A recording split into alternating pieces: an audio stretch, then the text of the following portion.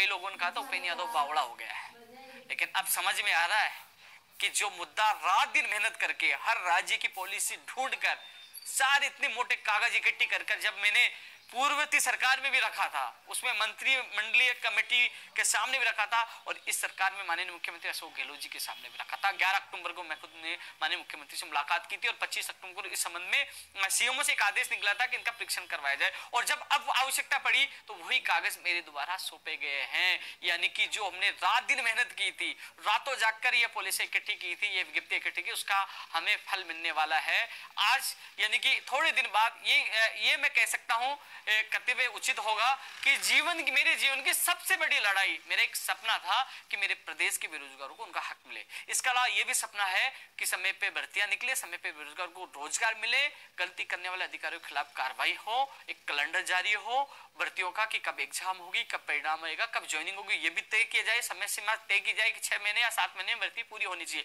लेकिन हमें सबसे बड़ी सफलता, जिस प्रकार 20 से 22 राज्यों में राजस्थान के अभ्यर्थियों को नहीं लिया जाता, उसमें माननीय मुख्यमंत्री जी गंभीर है, अधिकारियों को निर्देश दे चुके हैं।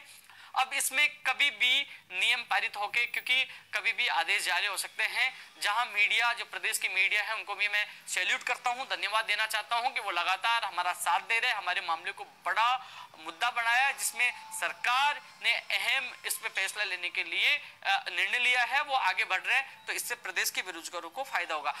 मुझे पता है कई लोग अपने अपनी भर्तियों के कमेंट आने शुरू हो गए होंगे, क्योंकि उन्हें अपने भर्तियों से मतलब है। मैं जानता हूं कि आपको भर्तियों से मतलब है, भर्तियां पूरी होंगी तो आपको रोजगार मिलेगा, नौकरियां मिलेगी, अपने माता पिता के सपने पूरे होंगे।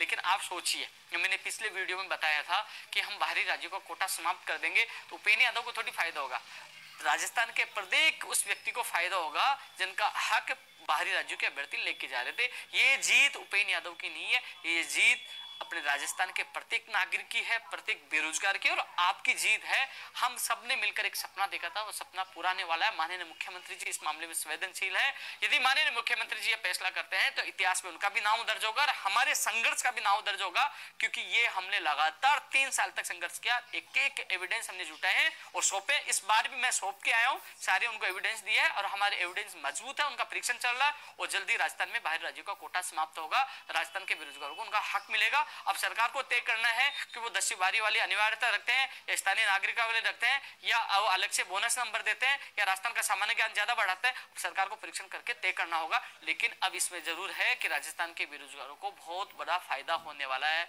यानी कि हमारा जो संघर्ष कामयाब होने वाला है। आप सबको अग्रिम शुभकामनाएं। इस पहल में साथ देने के लिए मैं एक बार फिर प्रदेश की मीडिया को धन्यवाद देना चाहूंगा जो साथ दे रहे हैं, और माननीय मुख्यमंत्री जी ने जिस प्रकार संवेदनशीलता दिखाई है और अधिकारियों को निर्देश दिए कि इस पर जल्द से जल्द फैसला किया जाए, तो अपने लिए ये अच्छी खबर है। एक दूसरी बात दोस्तों, आज रीट शिक्षक भर्ती 2020 कंप्यूटर शिक्षक भर्ती और स्किल व्याख्याता को लेकर 3 बजे मीटिंग थी, लेकिन कतिपय कारणों से नहीं हो पाई। उनके शिक्षा मंत्री जी के पीएस साहब से मेरी बात हुई, उन्होंने कहा कि कल 12:30 बजे प्रस्तावित है, उन्होंने कल के लिए कहा है। तो कई दोस्त कहेंगे कि लगातार गोलियां मिल रही है, लगातार तारीख पे तारीख मिल रही है, लेकिन एक दिन में कुछ नहीं जाता, कई कारण हो सकते हैं। कल का इंतजार हमें करना होगा, इतने दिन हमने इंतजार किया है। हालांकि 2 सितंबर को आप लोगों को बुलाए थे, रीट के मात्र 5 लोग पहुंचे थे, वो केवल घर बैठे कमेंट कर सकते, कुछ नहीं कर सकते, लेकिन हम आपके मामले को ठंडा नहीं पड़ने दिया। आपकी आवाज मजबूती से उठाई, शिक्षा मंत्री जी के सामने भी रखी। उन्होंने उसी दिन हमारे डेलीगेशन से मुलाकात करते ही उन्होंने 7 तारीख की मीटिंग रखी, लेकिन आज किन्हीं कारणों से नहीं हो पाई, लेकिन कल फिर मीटिंग है। मुझे आशा है कि कल की मीटिंग में निर्णय निकले और बेरोजगार 11 लाख बेरोजगारों का इंतजार समाप्त हो। हालांकि इसमें एक चीज और बता दूं, क्योंकि कई लोग, बहुत कम लोग, नए लोग अब धीरे धीरे जुड़ते जा रहे हैं, पुराने लोग बहुत कम हैं।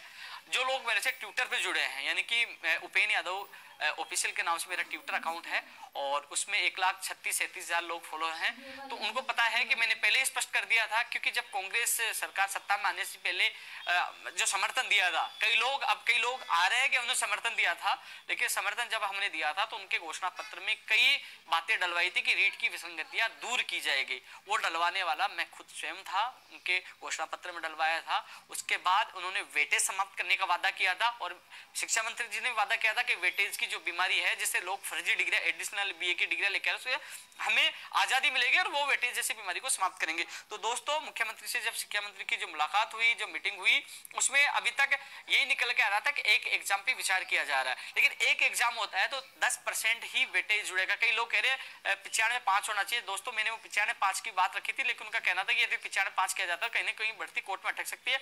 90-10 ठीक है, लेकिन कई लोग कह रहे हैं कि हम तो वेटेज से मारे जा रहे हैं। तो उन लोगों को कहना चाहूंगा कि पहले 30% बीए का वेटेज जुड़ा था, अब केवल 10 जुड़ा, यानी कि 20% का आपको फायदा हुआ है, मुझे पता है। लेकिन इतना जरूर है कि अब 2 एग्जाम, संभावना एक की बताई जा रही है, अब 2 होंगी या कैसा होगी वो कल होने वाली मीटिंग, जब भी मीटिंग कल की बता रहे हैं उसी मीटिंग में फाइनल होगा। हमारा प्रयास था कि बाहर राज्यों का कोटा खत्म हो, कॉमर्स वालों को शामिल किया जाए, वेटेज से हम लोगों को राहत मिले। तो उन्होंने, शिक्षा मंत्री जी ने वादा किया था, वो वादा पूरा करेंगे, क्योंकि 7 जून 2018 को अशोकनगर थाने में इन्हीं मांगों को लेकर हमें जेल में डाला गया था। हमने मांग की थी कि वेटेज समाप्त हो, बाहर राज्य को कोटा समाप्त हो और राजस्थान की भर्तियों में इसके अलावा कॉमर्स वालों को शामिल किया जाए। हमें वो जेल का दिन आज भी याद है। और उन्होंने, कांग्रेस सरकार आने